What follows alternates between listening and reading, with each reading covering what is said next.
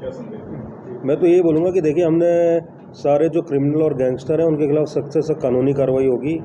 और यहाँ अगर कोई भी वारदात करता है तो हम उसमें जो भी उस गैंग को चला रहा है, चाहे वो जेल में हो चाहे कहीं भी बैठा हो, यानी कि मेन जो उसका व्यक्ति है, कई बार उनके छोटे छोटे यहाँ पे वो रहते हैं जो युवा, उनसे वो वारदात करवाते हैं और फिर वो भाग लेते हैं। तो ऐसा नहीं होगा कि सिर्फ हम उनको अरेस्ट करेंगे, हम जो बड़े क्रिमिनल्स हैं उनको भी यहाँ पे लाएंगे, उनके खिलाफ भी सख्त से सख्त जो है कानूनी कार्रवाई करेंगे। और मैंने सारे SHOs को बोल दिया है कि आप उसको ट्रेस करें, इंश्योर करें कि जो रूट है जो करवा रहा है उसका, जो उनको सपोर्ट कर रहा है, उनके खिलाफ सख्त से सख्त कानूनी कार्रवाई हो। और ना सिर्फ गैंगस्टर बल्कि अगर और कोई, चाहे उनका कोई रिश्तेदार हो चाहे कोई उनका मित्र है, अगर वो किसी भी प्रकार का उनका सपोर्ट कर रहा है तो उनके खिलाफ भी हम सख्त से सख्त इसमें कानूनी कार्रवाई करेंगे। अभी आपको मालूम है हमने रेड्स भी की थी यहाँ पे कई जगह, ठीक है ना। तो जो भी उनके रिश्तेदार थे उनके घर पे रेड की गई थी लगातार यहाँ पर, और कई उसमें हमने मोबाइल और दूसरी चीज़ें सीज़ की हैं और ये प्रोसेस लगातार जारी रहेगा। तो कोई अगर 1% भी उनको सपोर्ट कर रहा है तो उसके खिलाफ भी अब कानूनी कार्रवाई होगी, नंबर 1 तो। और नंबर 2, दिल्ली से भी हम अच्छा कोऑर्डिनेशन जो है अपना बढ़ाएंगे ताकि जो भी मैक्सिमम इनके खिलाफ कानूनी कार्रवाई हो सकती है वो हो। और फिर मैंने बोला कि जो सपोर्ट है या जो इनको किसी भी तरीके से हेल्प कर रहा है, चाहे वो फंड कर रहा है चाहे इनको रुकने की जगह प्रोवाइड कर रहा है, वो सारे के सारे हमारे रडार पर है। एक मैंने लिस्ट भी बना ली है और अभी आपको शीघ्र ही उनके खिलाफ जो है कानूनी कार्रवाई देखने को मिलेगी।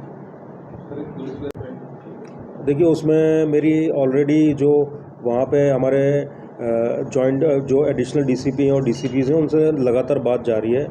और अभी जो हमारे आउटर के एडिशनल DCP हैं उनके साथ मैंने मीटिंग भी की 4-5 दिन पहले, तो वो बैठकों होती रहेगी।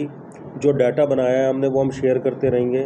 और उसमें हमारी ये है कि एक तो SHO to SHO level meeting होती रहे, एक हमारे जो DSP और उनके ACP हैं उनके लेवल पे मीटिंग होती रहे, हमारी मीटिंग होती रहे, और साथ ही जो अन्य, चाहे वो स्पेशल सेल हो दिल्ली का, हमारी CIAs हों, उनका जो है कोऑर्डिनेशन अच्छा बना रहे।